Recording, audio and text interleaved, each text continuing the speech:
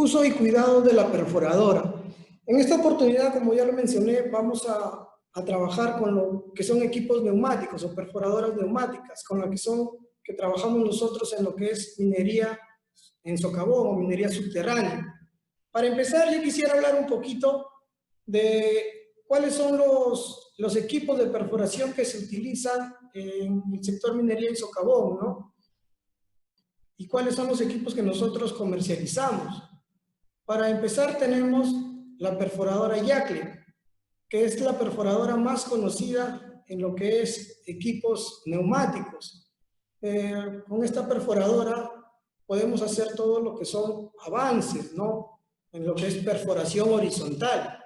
Está diseñada para perforar en forma horizontal y con diferentes ángulos de inclinación.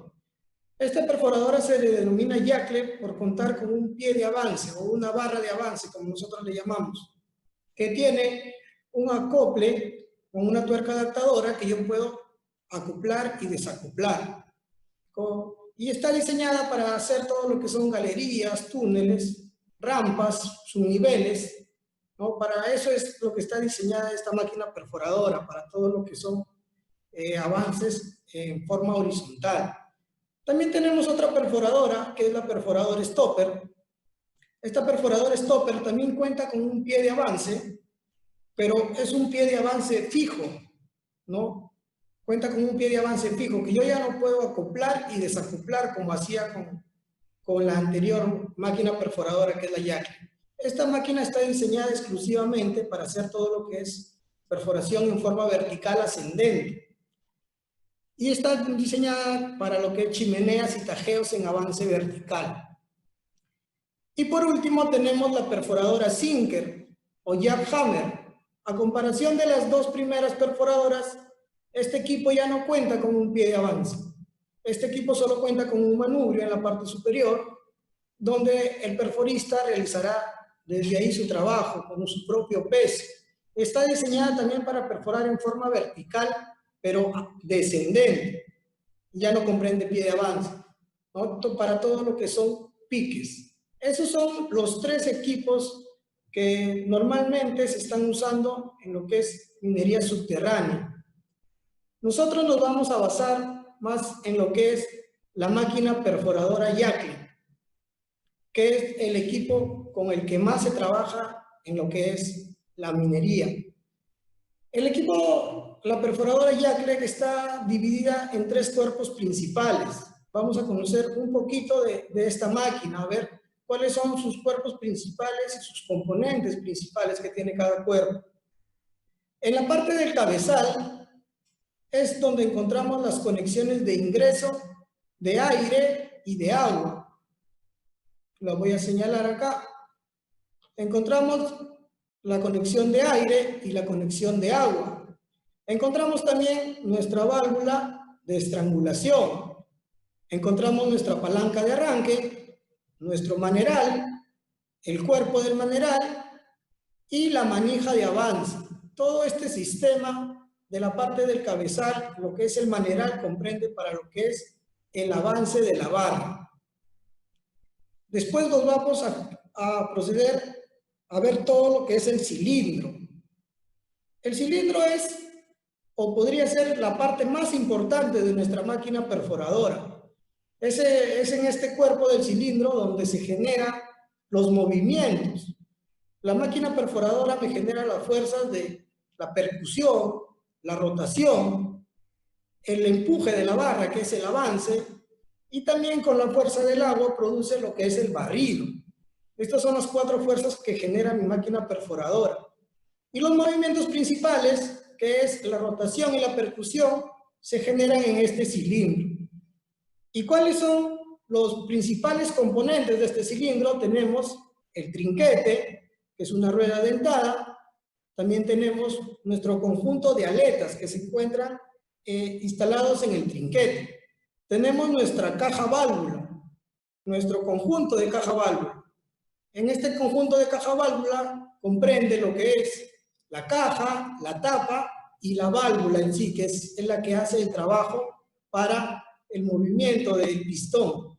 También tenemos nuestra barra de rotación, nuestra tuerca rifle, nuestro pistón, el buje amortiguador o buje pistón, como algunos lo conocen, el pivot y por último la silleta, que es donde se va a colocar la barra de avance. Y en la parte del frontal también es una parte importante, que es la que va a permitir llevar la fuerza que se genera, llevar el movimiento que se genera en el cilindro, es en la parte del frontal, a través de esta tuerca chup. También tenemos el portabroquero, el broquero, que es donde se aloja el culatín del barreno, y por último tenemos el freno o la grampa, también la conocen algunos, muy importante para realizar el trabajo. Es así como está compuesto, o los cuerpos principales, los componentes principales de esta máquina perforadora. Ahora vamos a ver lo que son las características técnicas. ¿Cuáles son las principales características técnicas de esta máquina perforadora RN250X? Tiene una revolución de 225 revoluciones por minuto. No, los golpes por minuto que me está brindando es 2200.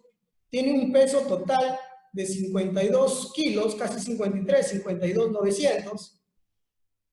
También podemos decir que su barra de avance está midiendo 1,70 m en lo que es el empujador contraído, y el empujador extendido está llegando a medir 3 metros, ¿no? Estas son las principales características de la máquina perforadora.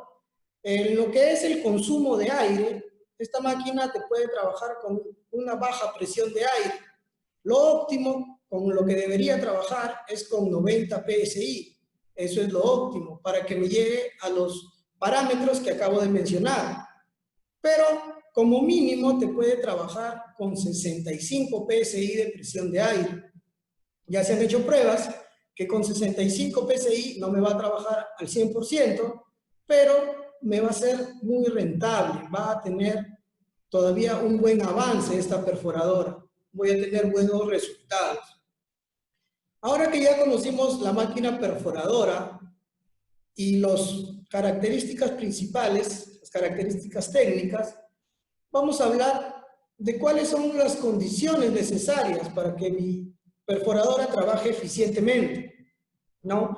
En estos 5 puntos que voy a tratar está la clave para que la máquina perforadora llegue a su vida útil. Nosotros recomendamos 100.000 pies perforados de vida útil, pero tenemos casos como en algunas minas que le llega a 120.000 o 130.000, pero siempre y cuando nosotros seamos muy estrictos en estas 5 condiciones que vamos a hablar en cada una de ellas. Para empezar, las perfectas condiciones mecánicas. Tener un buen servicio de mantenimiento, ¿no? ¿Qué más? El buen estado de los accesorios.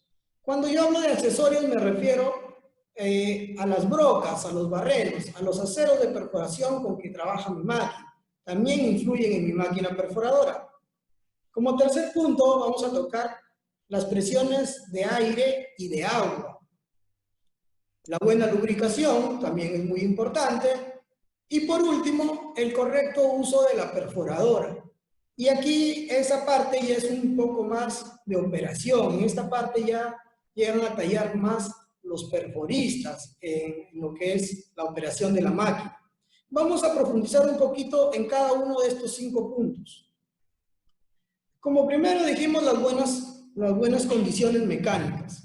Cuando yo hablo de buenas condiciones mecánicas, me imagino que mi equipo va a estar ok, que mi equipo va a tener un buen mantenimiento. Y para que mi equipo tenga un buen mantenimiento, yo debo de tener un programa de mantenimiento preventivo. ¿Con qué finalidad? Con la finalidad de evitar y mitigar las consecuencias en las fallas de los equipos, realizando una buena limpieza y una revisión. ¿Qué más? Es garantizar el funcionamiento y la fiabilidad del equipo. Incrementar considerablemente la vida útil de los equipos de perforación. Esa es la finalidad del mantenimiento preventivo. ¿no? Dice, realizando un eficiente mantenimiento preventivo, aseguramos un óptimo rendimiento de nuestros componentes y un bajo costo de mantenimiento. Esto es muy importante, tener un equipo que me sea rentable. ¿Y yo cómo voy a lograr tener un equipo rentable? Haciendo un buen mantenimiento y teniendo un programa de mantenimiento. Un programa de mantenimiento, donde la máquina salga con regularidad, hacer los trabajos de limpieza y evaluación de componentes, ¿no? También recomendamos hacer un mantenimiento cada 3.000 pies perforados. Si es que se llevaran los pies perforados, debería ser cada 3.000 pies perforados. Si es que no se lleva un control de pies perforados, se debería hacer a lo máximo de 12 a 15 días. Depende de tu operación, depende cómo vaya el avance en la mina, ¿no? Pero lo recomendable es cada 3.000 pies perforados que debe salir tu equipo a mantenimiento. ¿Y cómo yo puedo llevar un buen control de pies perforados?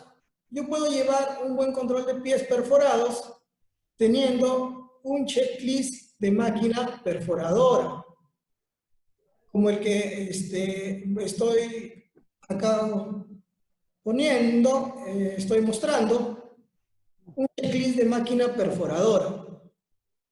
En este checklist de máquina perforadora, que nosotros siempre recomendamos tener, vamos a poner información básica. No es que esto es solo un ejemplo que nosotros hemos creado para más o menos darnos una idea de qué es lo que qué información debo poner en este checklist para tener una buena información entre el perforista, el mecánico y el personal de costos o el personal de planeamiento.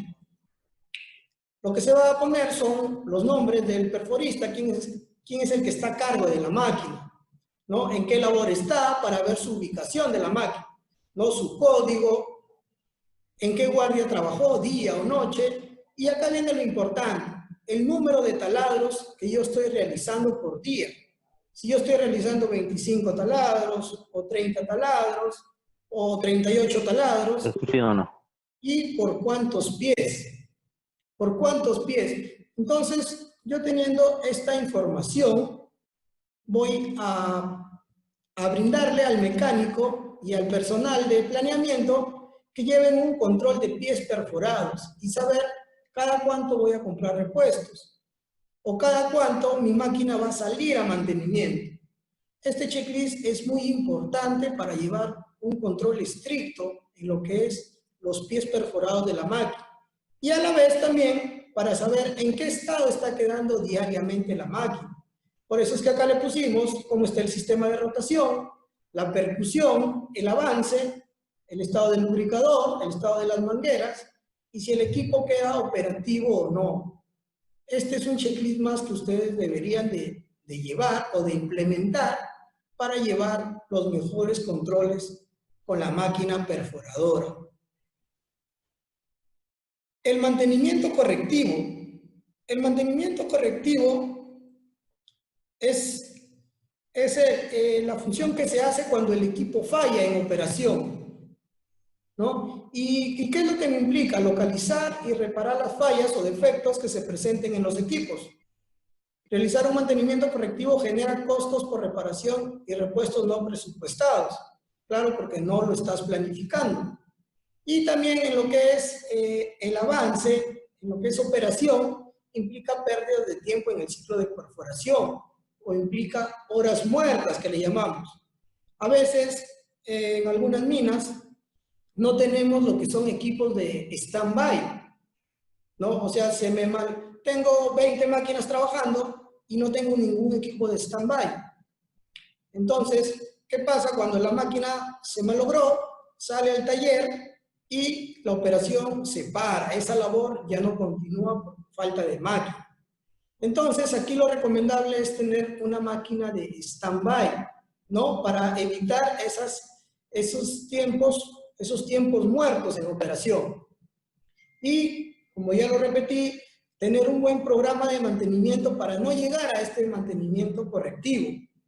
que como lo vemos, me dice que me va a generar costos no presupuestados, no costos que no están en mi lista, ¿no? Esa es la finalidad del mantenimiento, ¿no? Tener un equipo confiable, un equipo fiable y que no me pare en operación. Ahora vamos a ver todo lo que es en la parte de los aceros de perforación, ¿no?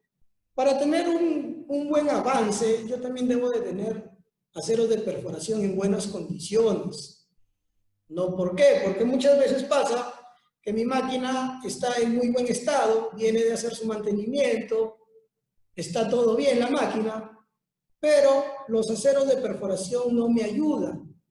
Las brocas están desgastadas, los barrenos están desgastados, están champeados, ¿no? Entonces, no debemos de dejar que esto pase. También cada acero de perforación tiene un tiempo de vida útil, que eso ya lo recomienda cada fabricante. Más o menos en los barrenos está entre 1000 a 1300 según el fabricante. Y las brocas está en un promedio de 300 a 400 pies más o menos, ¿no? Ese es más o menos el tiempo de vida útil que tienen estos aceros de perforación que te lo da cada fabricante. ¿Y qué son los aceros de perforación? Es el conjunto de barras que transmiten la energía generada por el pistón hacia la roca a través de una broca, ¿no? Dice, es indispensable contar con barrenos de calidad que garanticen una eficiente trituración del macizo rocoso. Muchas veces encontramos estas fallas en mina, ¿no? Brocas con los insertos rotos, con los insertos desgastados, culatines champeados. ¿Y en qué me va a influir esto en mi máquina perforadora? Miren, ahí pueden ver también más aceros de perforación. Todas estas son fotos que nosotros sacamos cuando realizamos nuestras visitas a la mina y a veces podemos encontrar este tipo de aceros. ¿Qué va a pasar? Si yo tengo brocas en mal estado, mi rotación va a ser lenta. ¿Por qué? Porque no va a triturar correctamente la roca. Y en mi máquina, ¿qué puede pasar? Si es que uso este tipo de barrenos, me puede llegar hasta romper el pistón, ¿no? Dice, un varillaje cónico o integral con malas condiciones no tritura eficientemente la roca y por lo tanto llegará a atascarse cuando se esté realizando la perforación. Y esto es muy cierto. No se debe golpear un barreno plantado sin retirar la perforadora, ya que puede causar rajaduras en el frontal. Los golpes innecesarios generalmente rompen el frontal y más aún a veces pueden llegar a romper hasta el cilindro. Y acá lo podemos ver, podemos apreciar que a veces cuando se le da golpe a estos componentes, llegan a romperse, a rajarse, ¿no? Ustedes, esta máquina es una máquina fabricada con aceros duros, con un acero forjado en sus cuerpos principales, pero no está diseñada para recibir lo que es el golpe. Estos aceros forjados, estos cuerpos de acero forjado, me van a resistir lo que es el rozamiento, ¿no? La abrasión entre piezas, ¿no? El rozamiento. Eso es lo que me va a resistir este acero duro, pero a la vez me va a hacer frágil a los golpes. Y acá está, podemos ver un frontal rajado, que el mecánico lo ha soldado ahí para tratar de salvar ese componente. En la parte superior podemos ver un portabroquero rajado también, roto, ¿no? Y todas estas cosas pasan por a veces manipular incorrectamente la máquina, ¿no? Cosas que no deberíamos hacer. Ya hablamos de los dos primeros puntos, ahora vamos a hablar de lo que son los parámetros de trabajo. Cuando yo me refiero a los parámetros de trabajo, estoy hablando específicamente de la presión de aire y de agua con la que pueden trabajar estas máquinas perforadoras. Normalmente, en lo que es aire, lo recomendable, lo óptimo, es de 90 psi, de 85 a 90 psi es lo óptimo. Pero esta máquina, en el modelo 250, me puede llegar a trabajar hasta con 65 psi de presión de aire. Eso es lo mínimo con lo que puede trabajar. De repente, si trabajas con 50, como algunas veces hemos encontrado, la máquina ya no te va a ser rentable, va a estar ahí girando, girando, y no va a triturar correctamente la roca porque no va a tener ni la potencia ni la velocidad para hacerlo, ¿no? Esto es en lo que es la presión de aire. Y si hablamos de la presión de agua, lo recomendable es de 58 a 60 psi, una presión recomendable de agua. Pero si yo no lo puedo controlar de 58 a 60, debo de mantenerla 10 psi por debajo de la presión de aire. Vale decir, si yo tengo 80 psi de presión de aire, como mínimo o como máximo, debería tener 70 psi de presión de agua, no más. La presión de aire siempre tiene que ser mayor a la presión de agua. Nunca debe de estar por encima. Pero muchas veces pasan estas cosas. Tenemos bajas presiones de aire y excesivas presiones de agua. Y esto es, en muchas minas que hemos ido, hemos encontrado este tipo de parámetros. Como podemos ver en el primer manómetro, la presión de aire está en 50 psi y la presión de agua está en 140 psi. ¿No? ¿Qué va a pasar acá? Cuando yo tenga baja presión de aire, como ya lo repetí, no voy a tener una buena potencia, una buena rotación. ¿Y qué pasa cuando yo tengo excesivas presiones de agua? El agua normalmente me sirve principalmente para lo que es la mitigación del polvo. ¿Qué más me sirve el agua? Es para evacuar los detritos que se generan por la propia perforación. Y también me está sirviendo el agua como un lubricador o como un enfriador de mis aceros de perforación, ¿no? Entonces, cuando yo tenga excesiva presión de agua, que esté por encima de la presión de aire, ¿qué va a pasar? Esa agua, cuando en el momento que el perforista hace el soplado, empieza a salir aire y agua. Y esa agua, que la presión es mayor a la presión de aire, ¿qué va a hacer? Va a buscar la salida más fácil, va a buscar por dónde salir. Y muchas veces toda esa presión de agua se regresa a la máquina perforadora y me lava todo lo que es la lubricación, ¿no? Por eso es de que la presión de agua siempre debe de estar por debajo de la presión de aire. Nunca debe de estar por encima de la presión de aire. ¿Y por qué tenemos bajas presiones de aire? Muchas veces por las malas instalaciones, por las mangueras rotas, por las fugas que se generan y a veces no le tomamos importancia. A ver, aquí en las imágenes que estoy presentando podemos ver malas instalaciones como reducciones de 4 a 2 o de 4 a 1 o como instalaciones a 90 grados que debería ser instalaciones en Y, ¿no? Entonces, estas son instalaciones que no se deben de tener. ¿Por qué? Porque me va a generar la caída de presión, el estrangulamiento del aire. ¿Por qué más a veces también tenemos caídas de presión? Es por la excesiva longitud de manguera. Muchas veces tenemos excesiva longitud de manguera, de una. Nosotros sabemos que nuestra línea troncal o nuestra línea principal muchas veces es de 4 pulgadas o como mínimo 2 pulgadas. Y una vez que sale tu manguera de tu troncal a tu máquina perforadora, la longitud máxima que debería de tener es de 30 metros. Pero a veces encontramos que le ponen un rollo completo, así como lo podemos ver en la imagen. En esta imagen nos llamaron en una mina que tenían una máquina nueva y nos comentaron que la máquina no tenía potencia, no tenía fuerza y estaba trabajando una máquina con un solo compresor para que se abastezca normalmente.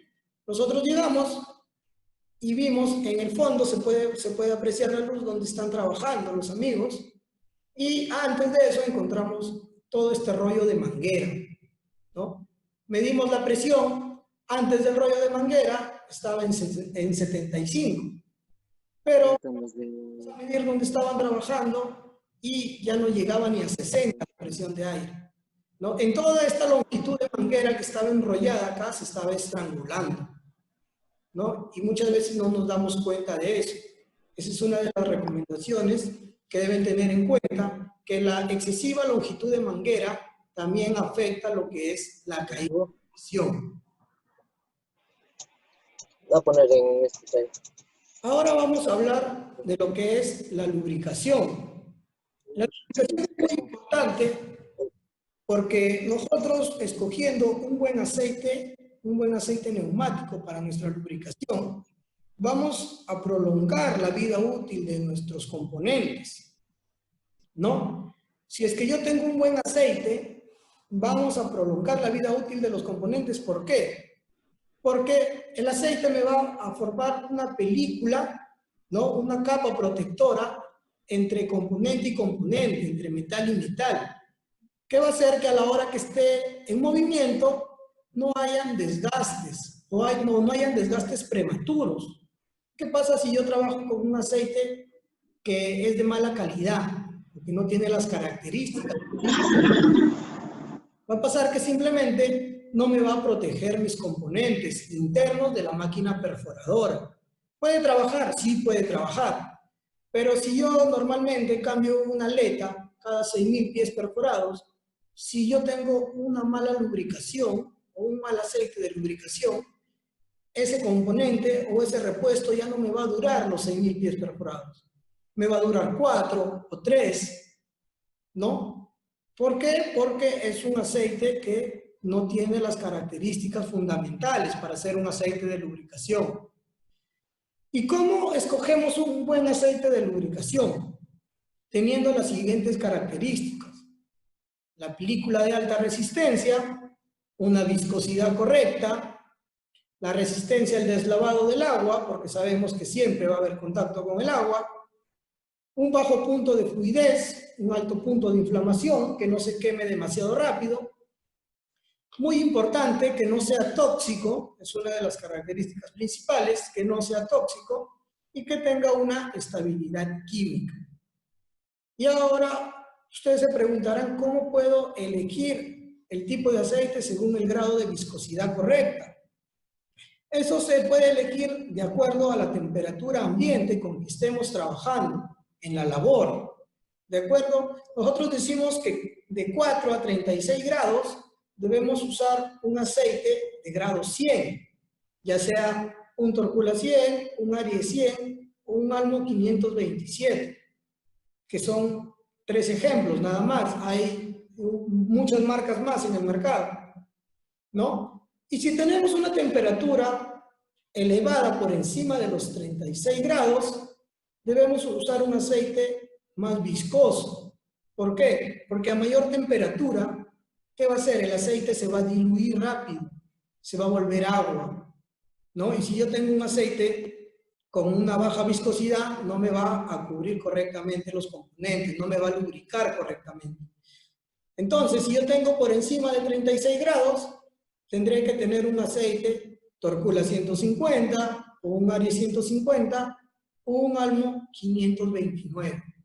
Estas son las principales características y cómo se elige un aceite según la viscosidad correcta. Ahora vamos a ver lo que es la lubricadora. Muy importante, claro, porque es aquí donde se va a alojar nuestro aceite, ¿no? Nosotros, para empezar, debemos de saber cómo darnos cuenta de cuál es el ingreso y cuál es la salida del lubricador, ¿no? Siempre al ingreso del lubricador, este lubricador trae un filtro, y ha pasado en algunas minas que a veces lo instalan de la forma contraria. El filtro lo ponen a la salida, Entonces, cuando ustedes llegue una máquina nueva y el perforista va a instalar o el mecánico instale la perforadora, deben de verificar que el filtro quede al ingreso, ¿no? Ese es como podemos verificar. Este lubricador también tiene una válvula, es una válvula tipo péndulo con un contrapeso, que me sirve ¿para qué? A la hora que esta lubricadora esté en pleno trabajo, se puede mover para todo lado y esta válvula siempre va a estar de forma horizontal, siempre se va a poner de forma horizontal cuando ustedes lo mueven, ¿no? Siempre va a permanecer de forma horizontal para que el aceite pase libremente, ¿no? Entonces a veces pasa que golpean esta lubricadora o golpean la tapa del lubricador para poder ajustarla.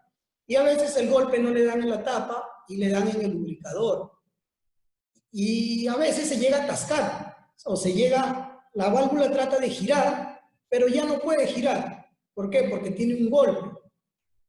Entonces ahí vamos a tener problemas de lubricación. Por eso es recomendable al lubricador tampoco darle lo que es el golpe, tampoco golpearlo con combo. Lo que podemos hacer es tener nuestras herramientas en la labor y poder ajustar libremente esa tapa, porque esa tapa trae un O-ring, un anillo de gel que me sirve para lo que es el sellado, para que me selle esas dos caras entre la tapa y el lubricador y el aceite no fugue. Y cuando ya está fugando es porque ese O-ring, ese anillo de gel ya se desgastó y tengo que simplemente cambiarlo. Más no tengo que ajustarlo con el combo. Esta válvula tiene 4 posiciones. Como se puede ver acá, la posición cerrada, la posición mínima, la posición óptima y completamente abierta. En la posición que normalmente debe trabajar es en la posición óptima, ¿no? En la posición óptima, esta lubricadora me está alcanzando más o menos de 23 a 25 taladros de 5 pies, ¿no? Y cuando utilizo la posición totalmente abierta, es cuando esté trabajando en una chimenea o esté haciendo lo que es el sostenimiento lo que es de malla de sostenimiento, poniendo lo que son mallas. ¿Por qué ahí necesito más lubricación o necesito que la válvula esté completamente abierta? Es porque por el mismo trabajo realizado, los detritus, el agua, todo va a venir hacia mi máquina perforadora. Entonces es ahí cuando yo necesito mayor cantidad de aceite, ¿no? Para poder proteger mis componentes. Estas son las 4 posiciones que tiene este lubricador. A veces, o los que están presentes, mecánicos, perforistas, han de haber visto estas imágenes en su lubricador. El aceite se vuelve blanco, se vuelve lechoso, como está en la imagen de la parte inferior. Y al final de esto se debe a lo que es la presencia de agua en nuestra línea de aire. La presencia de agua en nuestra línea de aire siempre va a haber. ¿Por qué? Porque nuestro compresor genera aire caliente, que ese aire caliente se va a condensar en el tramo de que sale desde tu compresor y llega hasta tu labor. Ese aire caliente se va a condensar y se va a volver agua. Y muchas veces no tenemos lo que son los purgadores. O tenemos los purgadores, pero no los purgamos. Que en la foto que pueden ver en la parte inferior que estoy señalando, este es un pulmón de aire que supuestamente lo purgaban todos los días. Nosotros llegamos, fuimos a abrir la válvula y botaba toda esta cantidad de agua. Entonces eso es más que evidente que este pulmón no lo purgaban hace cuántos días. Entonces esta agua va a hacer que cuando llegue a mi lubricador se contamine el aceite de lubricación, ¿no? Se va a contaminar y se va a volver así lechoso, blanquizco. Y simplemente no me va a lubricar correctamente los componentes. Ya teniendo este problema, voy a tener también el desgaste prematuro de los componentes de la máquina perforadora. Ya no vamos a tener lo que es una buena lubricación. Ahora ya los 4 puntos principales que debíamos de tener primero. Ahora vamos a hablar del 5º punto, que es ya más parte operacional, de donde entra a tallar más ya el perforista. ¿Cuáles son los pasos a seguir del perforista? Que en realidad esta es una información que el perforista ya lo sabe, pero que muchas veces obviamos algunos pasos. Entonces este es un pequeño recordatorio para saber cuál es el correcto uso de la perforadora ya en lo que es la operación. Para empezar, la instalación de la perforadora. Dice verificar el estado de las mangueras, que no tengan cortes, que no tengan roturas. Sopletear las mangueras de aire y agua. Muchas veces las mangueras están con suciedad y debemos de sopletearlas antes de instalarlas, ¿no? Conectar las mangueras a la máquina. Llenar el lubricador con aceite neumático.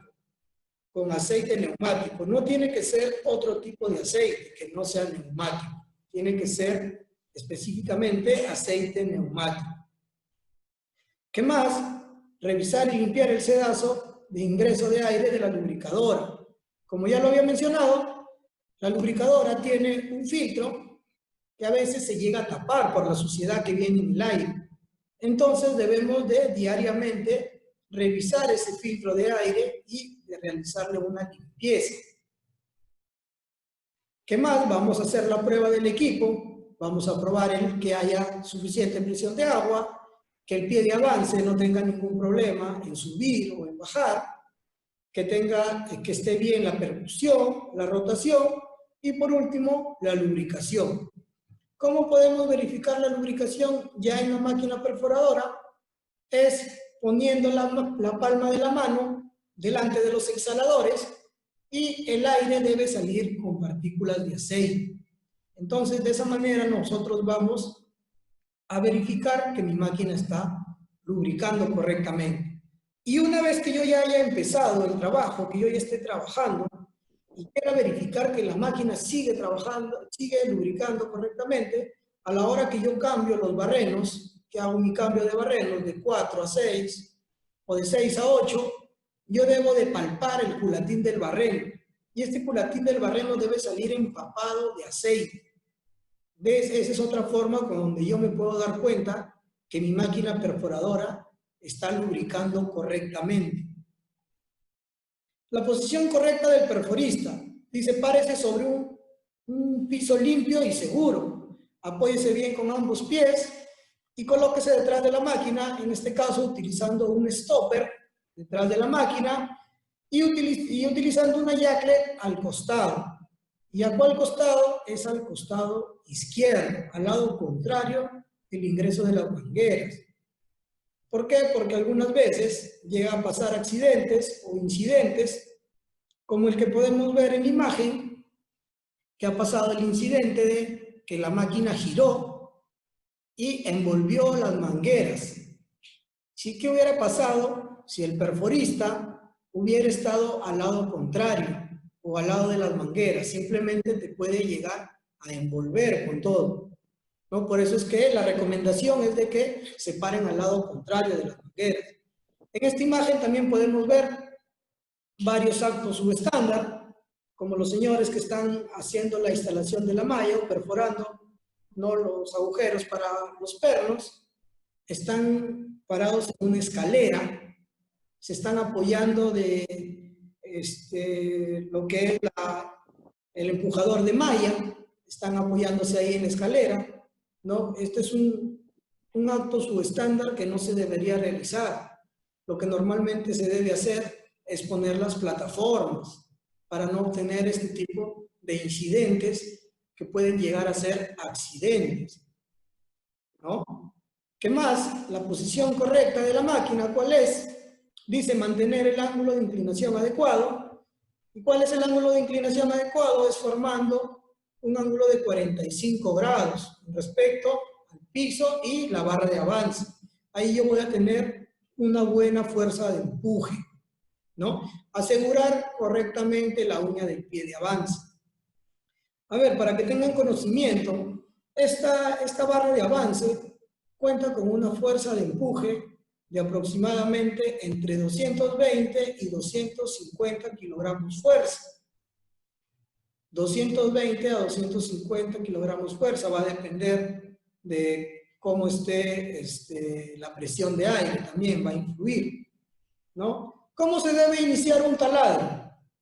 Se debe iniciar el taladro a media potencia de la máquina hasta que la broca haya conseguido abrir el taladro en la roca, ¿no? Siempre iniciar con un barreno de menor longitud.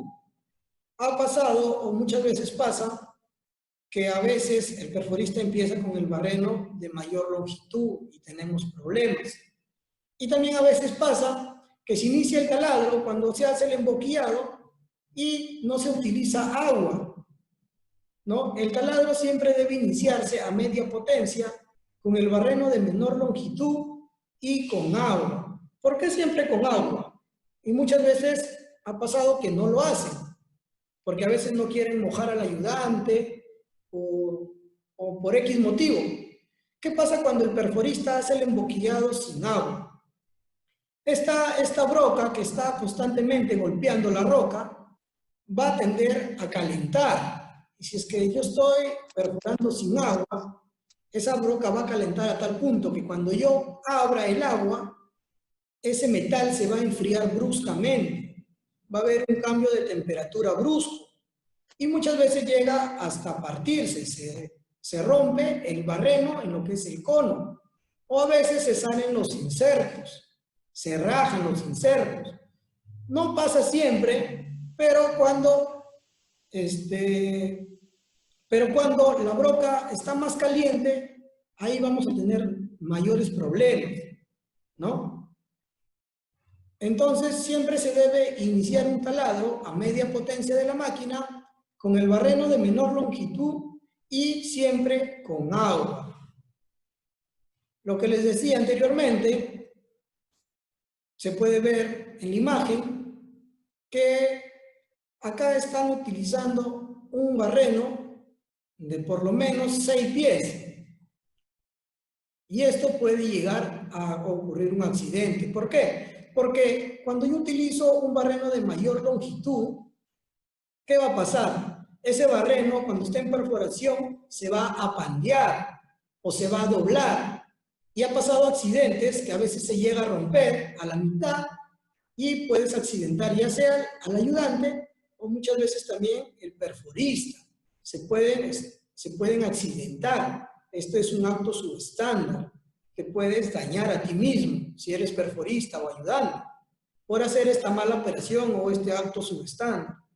Entonces, si te puedes dañar a ti mismo, ¿no? Que no es lo recomendable, porque todos vamos con una meta que es de trabajar y llevar un sustento a su hogar, nadie va a accidentarse, ¿no? Entonces no debemos hacer este tipo de mala operación o de acto subestándar.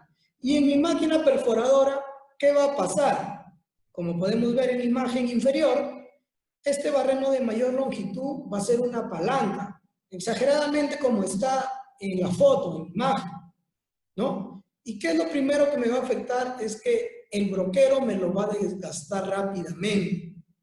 ¿Qué más puede pasar? Me puede cortar el tubo del agua. Y por último, me puede dañar el pistón.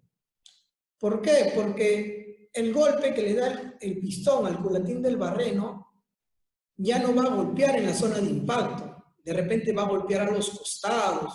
Ya no va a ser un golpe uniforme. Y si es que este pistón, al estar en constante golpeteo con el culatín del barreno, se llega a despostillar por esta mala acción, voy a tener problemas en todos los componentes del cilindro. Me puede llegar a rayar el cilindro, a rayar el pistón, ¿no? Si es que se desprende simplemente una parte de metal del pistón, puede llegarme a dañar todos estos componentes. Por eso también no es recomendable hacer esta mala operación que nosotros le llamamos perforación directa. ¿Qué es lo que se debe hacer? Es usar un juego de varillaje. A veces utilizan todavía el de dos pies, o algunos ya utilizan el de 4 pies, de 4 a 6, y de 4 a 8, ¿no? O de 6 a 8. Pero nunca iniciar con el barreno de mayor longitud. A veces tenemos ese mito que empezando con el barreno de mayor longitud vamos a avanzar más rápido en nuestra perforación. Y no es así, podemos llegar a accidentarnos en cualquier momento si hacemos esta mala operación. ¿Qué otra cosa se hace que no se debería hacer en mina? La sobreperforación. La sobreperforación, ¿y a qué yo le llamo sobreperforación? Sobreesforzar la máquina perforadora, ¿no? Podemos ver en la imagen, ahí tenemos un perforista de estatura baja y como no ha puesto su plataforma y no alcanza, se ha subido a la máquina perforadora, a la barra de avance se ha subido. Y como ya les había dicho, esta fuerza de empuje es de entre 220 y 250 kilogramos fuerza, ¿no? La barra lo levanta normal, no tiene aparentemente ningún daño, pero sí le podemos llegar a causar daños. ¿Por qué? Porque estoy sobreesforzando mi máquina. A veces también pasa que la barra no tiene la misma fuerza, ya será por desgaste de los componentes internos, de los empaques, del mismo cilindro, y no tiene la fuerza suficiente para empujar. ¿Y qué hace? A veces el perforista quiere con su propio peso ayudar a la máquina y le pone todo su cuerpo para tratar de avanzar. Entonces, esto también es algo que o que no se debería hacer, ¿no? ¿Por qué? Porque el que realiza el trabajo es la máquina perforadora. La máquina perforadora percuta, rota, y la barra es el que hace el empuje. El perforista solo está para maniobrar, no está para ayudarle a la máquina perforadora a empujar, ¿no? Cuando yo haga este tipo de acto subestándar, voy a sobreesforzar mi máquina perforadora. Ahora vamos a ver cómo proceder con los barrenos plantados. Esto también suele pasar mucho en mina. O sea, a veces se planta el barreno en la roca, o a veces tener deficiente presión de agua, ¿no? Los detritus no evacúan correctamente. Entonces, ¿qué debo de hacer si yo tengo un barreno plantado? Dice, si el barreno gira, trate de sacarlo con la máquina sin esforzarlo demasiado. Si no gira, dice, aumente la cantidad de agua al taladro para ayudar que se afloje. Si está muy plantado, retire la máquina perforadora y utilice llaves sacabarrenos. Esta llave sacabarrenos es muy implementada muy utilizada para este tipo de operación, cuando se planta el barreno en la roca. Y si es que con la llave sacabarrenos no sale o no gira, por último, perforar un nuevo taladro al costado del barreno plantado. Dice acá arriba, nunca golpear el barreno sin retirar la perforadora. Ya hemos hablado de esos puntos, nunca golpear la perforadora. Terminada la perforación, ¿qué es los pasos a seguir? ¿Qué es lo que debemos de hacer? ¿No? Como punto principal, lavar la máquina con todos sus accesorios, dejar un equipo limpio, ¿no? Guardar la máquina en un lugar seguro, en una estocada, en una bodega, o que sea un lugar que han implementado para dejar la máquina perforadora una vez acabada la perforación. En algunos lugares se ha visto que a veces el perforista acaba a último momento y está apurado y deja la máquina en cualquier sitio, hasta a veces frente del disparo. Y han pasado accidentes de equipo, donde se daña esta máquina perforadora por dejarla frente al disparo. Siempre debemos dejarla en un lugar seguro. Dice, colocar los tapones a la máquina a la entrada de aire, de agua y lubricador. Lo que yo quiero es de que no entren los detritus, ¿no? La suciedad no puede entrar a mi máquina. no pueda dañar los componentes internos. Colocar la máquina en una posición segura con su respectivo capuchón.